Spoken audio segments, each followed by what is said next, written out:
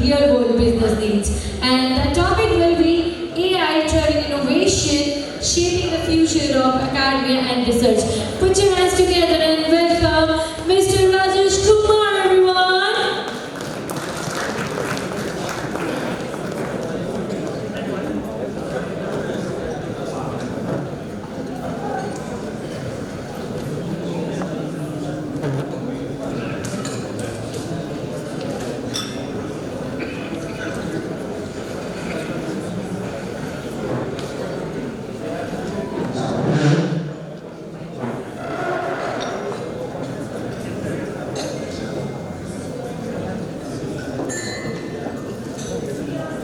Good evening, everyone. My name is Rajesh Kumar. I am part of Juniper Networks, working as a senior system engineer. Today, my topic is that AI-driven innovations, what Juniper brings for the higher education and research. Right? I am very privileged to be part of this event, and thanks to 𝐤𝐻 for arranging this. We all are working towards a mission, and let's see how we achieve it. Right? So. We know, AI is everywhere, right? Every speaker has already talked about it a lot on this. So I'm not going to emphasize now more on how AI is going to, or how AI is supporting higher education and research works, right? You're already aware of it. Even we are learning from you. You are like GPS of, like Guru positioning system. Like wherever we are lost, we actually take your support in terms of, taking the right path. So, there's a issue with this.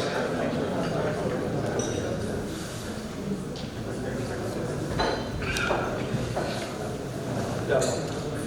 So, I think the last speaker also said that, we don't have to be fearful of the AI. In any aspect or, every aspect, AI is touching or, changing the way we are actually living, how we are consuming the information, right? In terms of how we are traveling, think about Ola, Redbus, Zinger, all these kind of things. The way we are actually, ordering our food today, right? In our homes, through the delivery apps. So all these kind of things, actually, we are getting so much dependent on this, that this has become a very integral part of us, right? Day-to-day life. So all these applications, the data which is getting created, that is actually running on the networks, and that is why networks are more important now, more critical than ever before, right? So my message is that what I want to emphasize is that we don't have to be fearful of AI. It's just responsible use of AI and ethical use of AI is our responsibility. It's not man versus machine; it is man with machine, right? So that's the message which I want to give. Obviously, yesterday sir also talked about, sir you also talked about this, that there's a huge revolution of AI which is going on right now. Every day there are new AI tools which are coming up for us, right? So as you can see that these are just some figures in terms of just to emphasize that how AI is rapidly growing, right? In terms of the JNCA segment, in terms of the AI startup fundings which are happening, right? The number of AI tools which are coming, so there are 60 to 70 tools which are already there, which are popularly being used. But there are a hell lot of AI tools which are there in the market, right? And for everything, there is a tool. You go and find out. Yesterday, I was just trying to find out, how many tools are there, just to add to this slide too as a complementary thing. I found out that there is a popular tool or AI tool which is called Guru. So if you go and check, Guru is the name of the AI tool which is very popular and right now actually available on internet. And I was amazed to see that somebody has named it Guru. Right now. What I want to emphasize is that the mission what we are actually together trying to achieve, Viksit Bharat and educated India and all that kind of thing, right? AI is actually rapidly growing. This is a technology which is very rapidly growing. Investments are increasing just like anything on this particular technology, and then all the customers in some or the other way are actually doing some kind of adoption of AI, right, in their tools, in their systems, in their ecosystem, right? Now, how Juniper as an OEM, as a partner, is fulfilling this dream of Viksit Bharat, right? It's like we are running programs, which Raj also talked about yesterday. Archana leads that program, JNCA, right?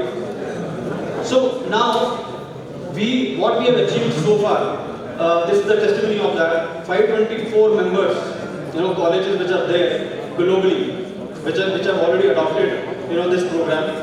There are 70K plus trained students which are already there, out of which, in India, it's like 35K are from India. And then there are 45 COE labs which are already established, right? And out of this, 20 are, which we have delivered it successfully to the customers and to you, and you are using it, right, for your students. Next, for the investment point of view, Juniper is investing a lot in terms of providing cloud labs, demos, and no-cost training programs, which runs through Archana. And then in terms of adoption, so since you are also, few of our customers, right, and you are running Juniper as a technology, right, and you see that when in terms of, adoption of this technology, we have, which I'm going to, talk about in the later section, that how that Juniper AI native technology is helping universities, academia and research in terms of giving you the right architecture, right network, the right AI technology in terms of managing your networks and operating your networks in a much simpler way, right? So we'll talk about that, which covers wired, wireless, WAN, security, all the domains of the network, right? Just to give you an idea of what is the COE lab, right? Many of you are asking that question in the booth also. Just if you focus on this, this is the COE lab inventory, which we give. It is nothing but a small scale version of one of the platform, which our customers are using in a large scale model. For example, they'll be having next generation firewalls to secure their perimeters, right? You must also be having that. There'll be core switches, right? There'll be access switches, and then there are wireless access points. Now all these technologies what you see here, or the platforms you see here, they are all AI native, right? When I say AI native, they have the capability to send the data or to send the telemetry to the cloud sitting on top, which we call it as AI native platform, right? And that is what, then when it takes the insights, it gives you those actionable insights which actually makes those networks operable by the AI. You get those results, you reduce the downtimes, you actually roll out your new buildings, new campuses, or in a much faster way with the help of templates and all those kind of technologies which I talk about. Now in terms of the outcomes, when students from your universities are going to adopt this, what they are going to do? They are going to actually get the hands-on, on the cutting-edge technologies, which is actually AI-driven, right? From the scratch. The way when they go to some organization and they will have to do it themselves, right? So they learn it there itself in this lab by implementing all this stuff, right? Student gets real-world problem-solving techniques, how to solve the problems, because there are so many roles in this. One is this that somebody will go and do the implementation of this. There will be somebody who will actually troubleshoot this. So there are so many roles which which is called actually technical assistance centers. There can be engineering roles who actually develop these products and they do the testing. So that comes under engineering, right? Then comes the it opens up the opportunity for the research work, because you see the platform here, right? It is actually 100% API programmable. So your students can actually write their own applications and they can integrate with over the API and can get the data out of it, and they can do a lot of project work which helps in their research work, right? It resumes in terms of the their confidence when they face the corporate world, right? And then it makes them actually employment ready. They can directly go. The HR people who take the interviews, they will not see them as that they are not ready for the job. definitely they'll see that this guy or he or she has they're trained in this particular technology, and these technologies are being used by lots and lots of customers, which I'll show you, who are those actually, right? Obviously, it helps when there are no more rejections during the interviews. It helps their well-being also, right? They have that peace of mind. Obviously, faculty finally gets skilled when they actually work with the students on these kind of networks, right? And obviously, when you have the 100% placement of these students, your brand reputation of your university go high, right? That's what you get in return. These are some of the courses. I'll not go into the detail because of the constraint of the time. So there are routing, switching, the AI. The Marx is the name given to the AI engine, which is there. How to use it, in day-to-day operations. How to, onboard the devices in a zero-trust manner. What are the security features they can implement on the firewall side or on the switches side? All these kind of stuff, goes into the curriculum actually. This is just brief in terms of how many interns, 200 plus interns have been actually part of it. This is just a small list of the universities which are actually partnered with us. There is a long list of it because I cannot present everything on a single slide. This is just a testimony in terms of how actively we are actually participating with the institutions on this mission. Okay, so now, as you can see, this is just a small list of some of the big names in the industry, right, who are using our technology, who are using the same technology in their networks. Now, when we say that students, when they are actually enabled of this technology, when they go to them, they'll be able to actually take them seamlessly in terms of, because they know the technology well. They, in advance in terms of managing their networks. So when they actually go, they can easily manage their networks, right? So this is just a small list.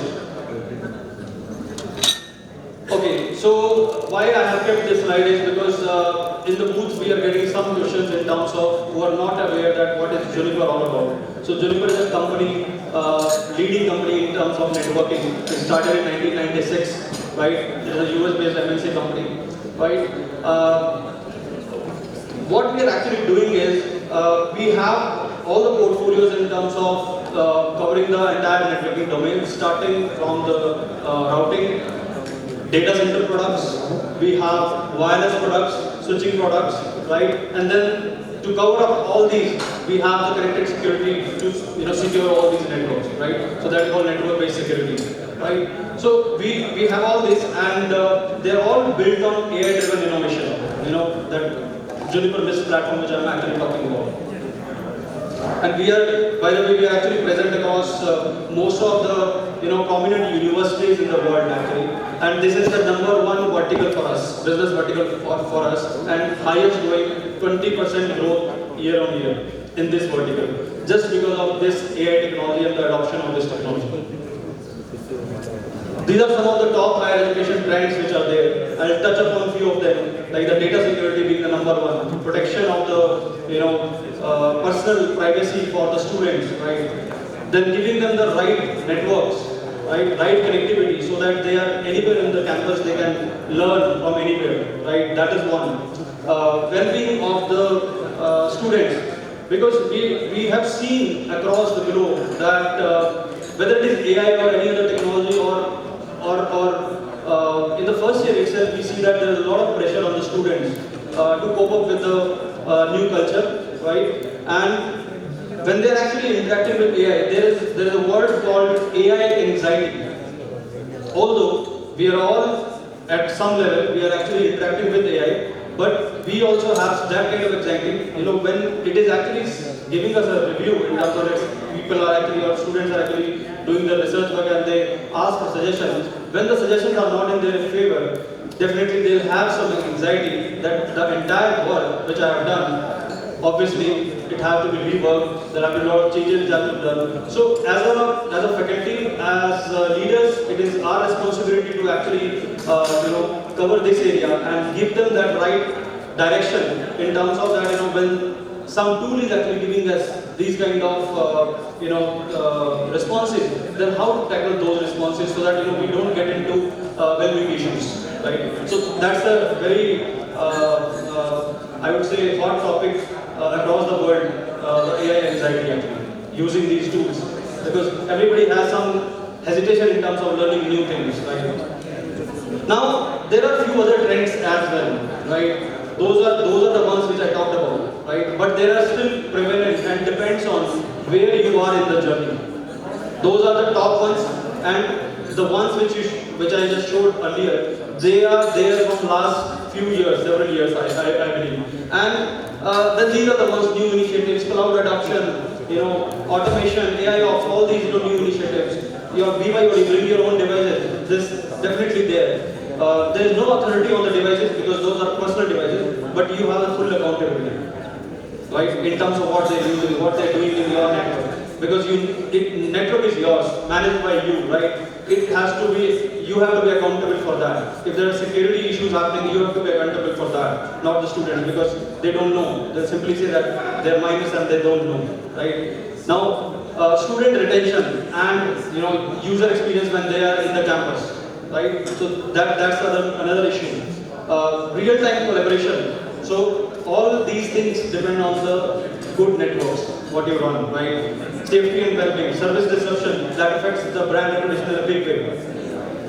Again, and there are some more which are very common, right? You are doing network expansions, there is explosion of devices which are happening. More number of devices, it means more number of applications, more data. It is difficult to handle that, right? Hybrid workforces, compliances, rising threats, limited visibility in terms of that. It adds to the complexity, right? Operational complexity, and then obviously operating costs go high. You have a lean IT teams and there are skill gaps to those teams. You need to train them, right, with the right technology. So all these things actually add up to the problems. Right?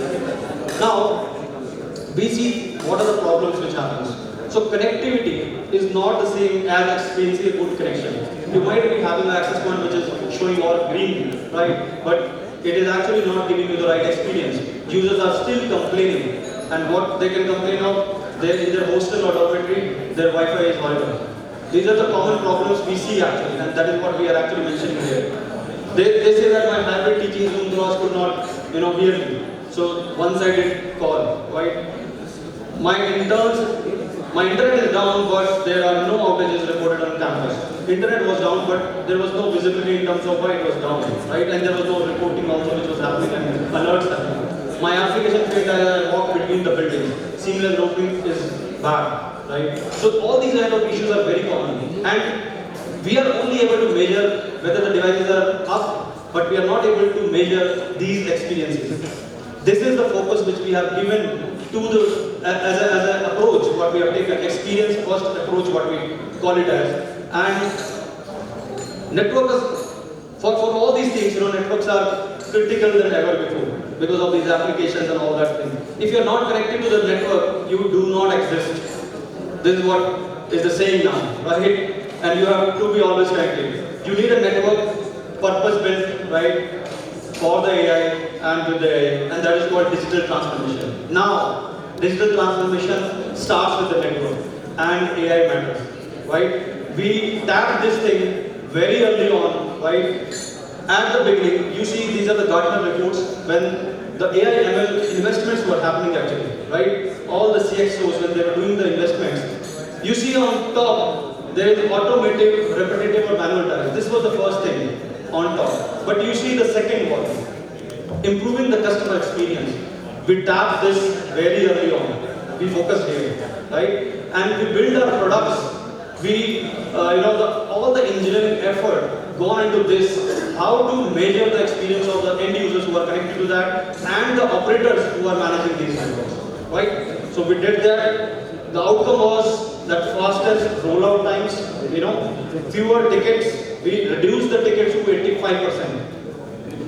And this is real actually, right? The AI tools which we have, which is actually managing these networks. And then obviously, just to give you a glimpse of what it does, there's a Juniper cloud on top. This is a microservices cloud, right? Because AI cannot happen without this. AI cannot happen without this. You need the right infrastructure. Raj also emphasized on this, right infrastructure, and then the right data, right? And then machine learning tools And then after that, our domain expertise, right? For several years, we have learned so much in terms of what is networking, how networks run, what are the problems we are facing. We have tags and all that kind of thing. We have all the problems with us, database with us. So we are able to, make these devices which are actually AI ready.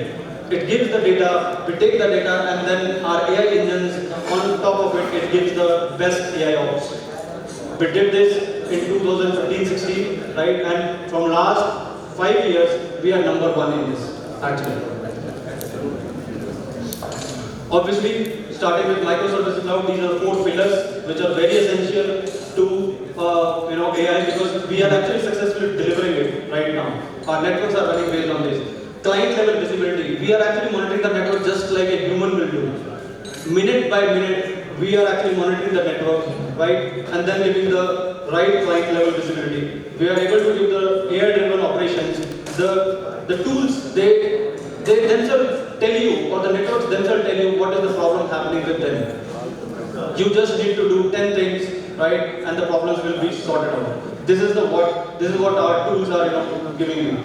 And then there are many other options in terms of digital engagement, Bluetooth services, which you can always actually bank upon and implement newer use cases in terms of engagement with the different set of users in the campus, right? You can track your assets, you can track your students for the well-being and all that kind of stuff. And by the way, there is 100% open for the API integrations.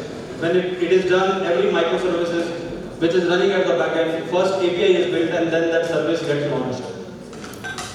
This helps in the research work. I'm going to run this video. It will give you a complete idea of what I'm talking about. Right? So this is, I took the liberty yesterday. Agarwal sir said this. Can we have the audio also of this?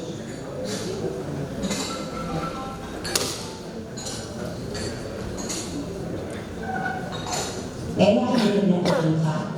Can you run it again?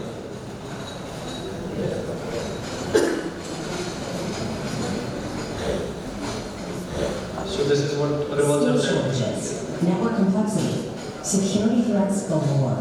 Navigating these challenges while ensuring reliability and peak performance, that can be easier said than done.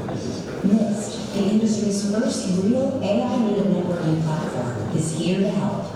NIST simplifies and automates network operations, boosts productivity, and strengthens security, all while delivering high-performing connections that you can count on. The NIST platform is purpose-built to deliver comprehensive AI for IT operations, or AIOps, that provides real-time insights into user experience and network health, automates network operations, and drastically reduces troubleshooting time to free IT teams for more strategic initiatives. NIST also delivers AI data center networking infrastructure purpose-built to support the unique needs of AI training, inference, and storage clusters. It delivers the fastest job completion time and maximizes GPU utilization. Achieves optimal ROI with minimal demand on limited IT resources, and is more cost-effective and flexible than proprietary solutions. Plus, with easy to automate zero trust at scale via a unified NIST dashboard, common Junos OS, and single policy framework, NIST ensures users and data are protected everywhere. AI for networking, networking for AI, AI-native security. NIST delivers simplicity, productivity, and reliable performance exactly when and where you need it. That's the now way to network. That's the liberty I took yesterday. Agarwal sir said this thing, or I think Chandrasekhar sir said this thing, that as Modi ji also say, that samay hai to yahi hai. So, and this actually aligns with our messaging also, that this is the now way to network, right? Because AI is already there, AI native platforms are already there. So AI for networking means that the networking which you are running, we hook AI on top of it, right? And we get the data and give you the AI-based operations. And networking for AI means the clusters or the GPU clusters which you are running, we have that data center platforms which you can build fabrics from, and you can do all kind of inference and the trainings of these models and do the research work, right? I will skip these slides. There is just this is too technical in terms of how we do it, simplified onboarding and stuff like that. We create templates to roll out in terms of for the fastest deployments in your networks when you are deploying these networks. This is how we actually measure each KPI. When actually this is a wireless example, right? When your user are connected to the wireless, we actually measure what was the time to connect. We measure what is the throughput they're getting. We measure what is the successful connection rate. We measure what is the roaming experience. We measure what is the coverage they are getting. And by the way, this you can set as a threshold.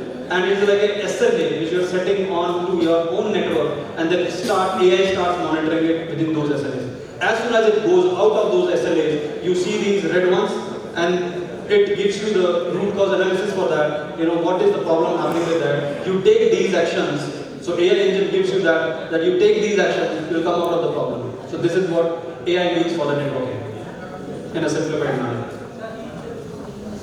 This is an NLP interface. As you know that when it is all about AI, you need to have some kind of NLP interface also. Ultimately, where you can go and chat just like ChatGPT. We have that interface. We can talk to the AI and just like a normal user in plain English language, and it gives us, it troubleshoots the problems. It recommends what should be done to come out of those problems. So that is what we have. We are delivering today. This is just like giving a perspective to it. If there is a problem, right, why Ravi, Zoom call got bad in the network? It checks everything, right, at the back end. You have just put this query to the Marvis, and then it checks everything, wireless, wired, client devices, and it found out that there was an issue in the wire. As soon as actually you, get to it, it will give you that there is a fan alarm, which is there on that particular hardware, right, and that is why this problem was there.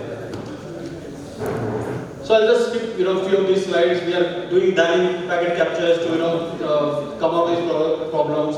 Agentic AI we are doing right now, right? And why we are doing this to actually self-drive the network, so that whenever there are problems, you don't need to come and take action. What it is suggesting, it can be self-driven.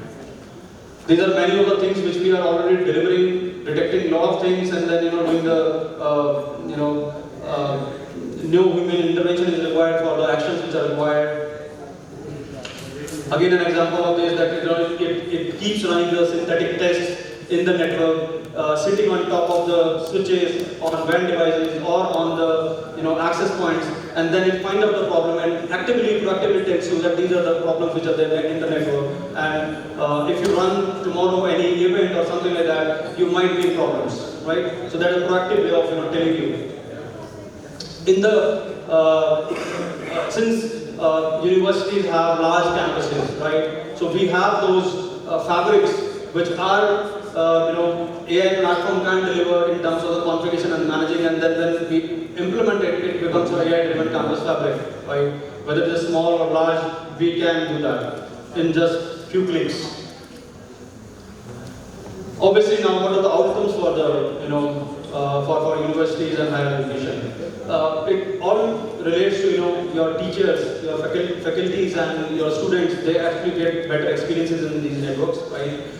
You get the AIOps for these networks, right? IT becomes intelligent, right? In terms of you can put your time to the right project instead of wasting your time in the operations all the time, right? Obviously, it is very scalable because there is a microservices cloud. It is very elastic. It is very resilient at the back end, right? There is just a view of if you have multiple departments in your network, for example, library, academics, right? You have business library, science lab, stadium, dormitory. You can monitor each one of them in a single dashboard. What is the kind of SLA you are getting for those, or what is the kind of help these networks are delivering in your network, and then you can take actions, right? Obviously, in terms of the AIOps, these are the networks which optimizes itself, self-healing, I would say, right? 90% reduction in trouble tickets. This is what we have achieved already, right? 85% fewer visits to your different buildings when you go, right? There is a dashboard which you can access from anywhere in the world, and you are able to take actions. right? 85% faster network service provisioning, which you do with few clicks, with the automation and the zero touch provisioning what we have, and then problem resolution, faster problem resolution what you get in the end. Okay, so now you know what you get out of it. Self-configuring up to 95% faster time to deploy, right? Self-healing capabilities from the system for your, and then self-detecting in terms of self-driving networks what you get in the end, right? Ultimately, the best experience for your users in the network and for yourself while you are actually managing these networks.